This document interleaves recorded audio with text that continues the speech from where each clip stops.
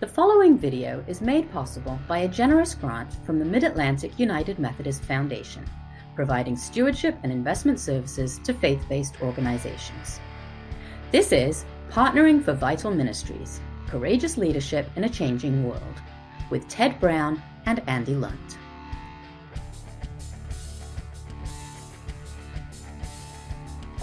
Hi, I'm Andy Lunt. And I'm Ted Brown. And welcome to Partnering for Vital Ministries, Courageous Leadership in a Changing World. And certainly it is changing every day. We're going to, in session 5, talk about culture. And some of you are probably wondering at this point, where's the beef? I thought you would cover programs and practices that would improve my ministries. And we indeed will get to these in some of our later sessions. But right now we're going to talk about culture, because programs and practices are necessary, but not sufficient for a healthy church. The culture of your church really drives or drains people's energy or motivation. And while you might get a little pop from a program here or a pop from implementing a new practice, the real sustained improvement comes through culture. Culture eats strategy for breakfast, lunch, and dinner. Now, this statement was coined, culture eats strategy for breakfast, more than 20 years ago in the business world. And so, as Andy and I have talked about this, we really think that it is all-encompassing of everything that we partake in. So what is culture? Well, sometimes that's hard to define, but as you work with us, you're going to be able to look at culture, identify it, see the shifts you need to make, and then be able to lead that change. Culture itself is an expression of values. And this jumps to my mind when our son, Timothy, went to work for Southwest Airlines and was loading baggage in an airplane. And in his first 6 months, Herb Kelleher, who was the chairman and the CEO of Southwest Airlines, was there beside our son loading baggage. What was his value? His value was people working in Southwest. His value was listening to the people on the front line and understanding what's really going on. Culture is also tradition. Tradition is very strong and can be very helpful, but it also can be a barrier. I'll bet you didn't know that Kodak actually invented the digital camera. But what did they do? They were very much committed to film. They thought they were in the filmmaking business, not in the memory business. So tradition can be very, very valuable, again, or a significant barrier. But ultimately, culture is reflected in the hearts and minds of people. And so when we think about this, it's really where culture both is generated and then it impacts the behavior and the actions of people. Ted, I couldn't agree more with that, and I've been impressed with what Lovett Weems has to say about that. This is from his book, Take the Next Step, Leading Lasting Change in the Church, which of course is what we're all about. But Lovett says, any organization lies in the minds of its members, and there may be organizational charts, bylaws, governing groups, annual reports, but the power of any congregation will be found in the hearts and minds of those who comprise the church. And that's what we're talking about when we're talking about culture. The culture of the church is a powerful force. So we want to talk a little bit more about it. And to give you an example, Ted's given some really good examples from the business world. An example from the church would be the culture that surrounds a pastor-centered congregation. And in my experience in working with lots of different congregations, I find that many of them are pastor-centered. And I've also found that one of the primary reasons some congregations fail to thrive is because the pastor is asked to do everything.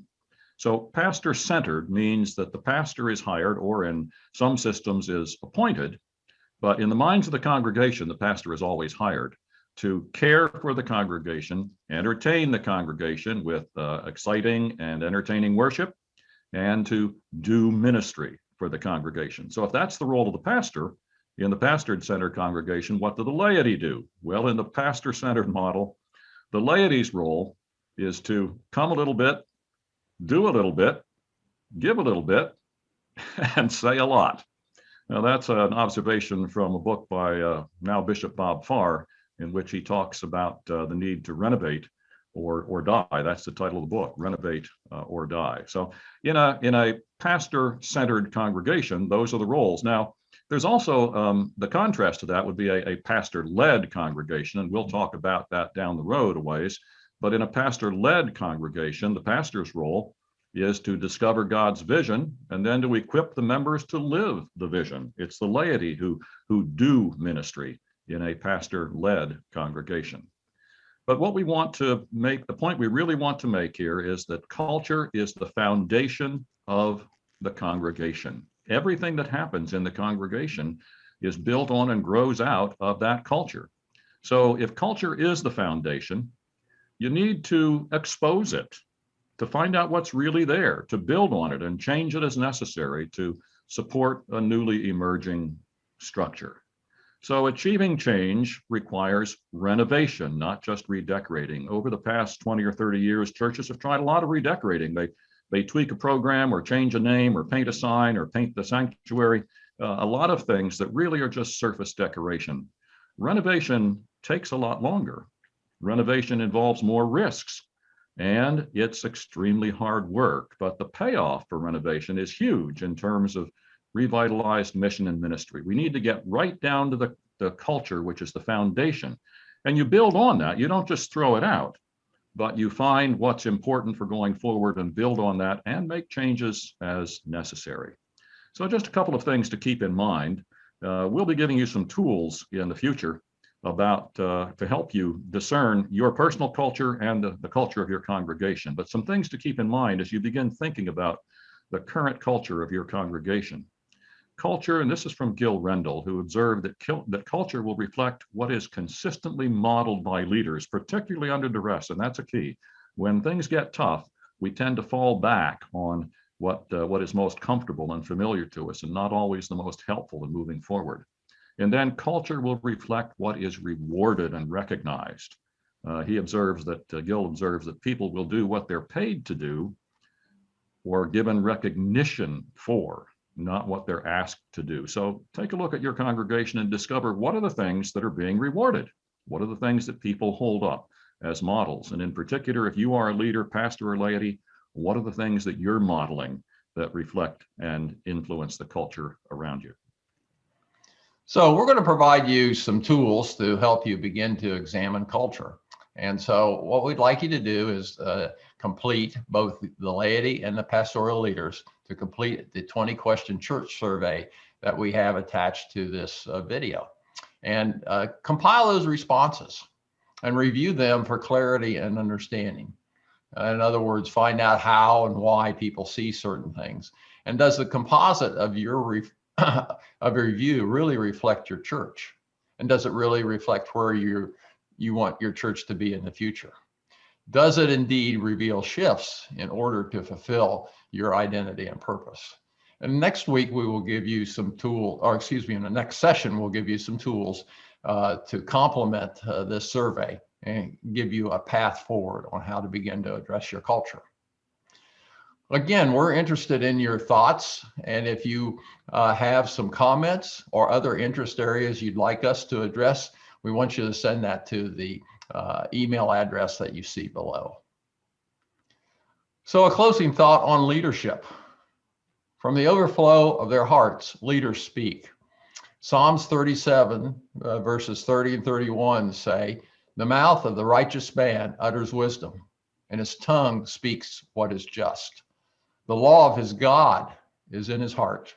His feet do not slip." Now, Jesus tells us that the things that come out of someone's mouth originate in their heart. And a leader needs to pay attention to the things they say, because their words are an indicator of their spiritual condition. A good leader's words will bring light and life. And at some point in time, I'll share a personal story about how if you think you're fooling other people, you're not. They read you like a book. So you need to make sure that your heart's in the right place, supporting the identity and purpose of the church, centered on Christ. And if indeed that is the case, that you would bring light and life to your congregation. Again, thanks for joining us today. Thank you. God bless you and your ministry.